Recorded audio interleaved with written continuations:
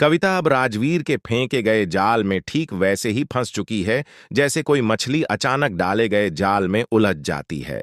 यही वजह है कि अब विरगढ़ के राजा समीर सिंह शेखावत भी अपने अगले कदम की पूरी तैयारी कर चुके हैं।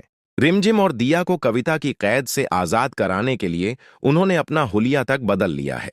इस बार समीर ने खुद को दुबई के एक बड़े शेख के रूप में ऐसा ढाल लिया है कि सामने वाला व्यक्ति पहली नजर में उन्हें पहचान ही नहीं पाएगा।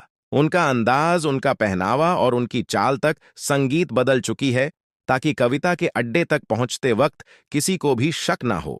यही कारण है कि अब विरागढ़ के राजा साहब इस बार अपनी रानी साहिबा को उस कैद से बाहर निकालने के लिए किसी भी हद तक जाने को तैयार दिखाई दे रहे हैं। फाइनली दोस्तों, संगीत। अब इंतजार की घड़ी खत्म होने जा रही है, क्योंकि आने वाले ट्रैक में समीर अपने इसी बदले हुए अवतार में कविता के अड्डे की तरफ निकल चुके हैं। दूसरी तरफ पप्पू और राजवीर भी इस पूरे मिशन में उनकी मदद कर रहे हैं। जब समीर इस खतरनाक रास्ते पर निकलने वाले होते हैं तो उससे पहले माहौल थोड़ा भावुक भी हो जाता है।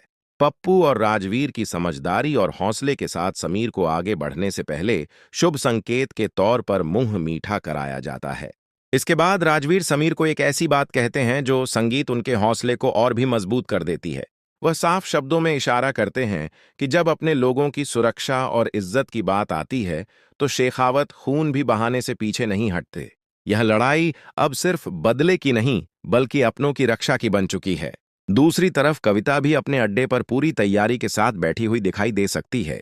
उसे लग रहा है कि जो भी उसके सामने आएगा वह उसकी चालों में फंसकर रह जाएगा। लेकिन कहानी का असली रोमांच अब शुरू होने वाला है, क्योंकि जैसे ही समीर अपने बदले हुए होलिये में उस अड्डे के करीब पहुंचेंगे वहां ऐसा टकराव देखने को मिल सकता है जो पूरे खेल को पलट देगा। अब देखने वाली बात यही होगी कि क्या समीर अपने इस खतरनाक मिशन में कामयाब होकर रिमझिम और दिया को आजाद करा पाएंगे, या फिर कविता की चालें इस बार कोई नया जाल बुन देंगी।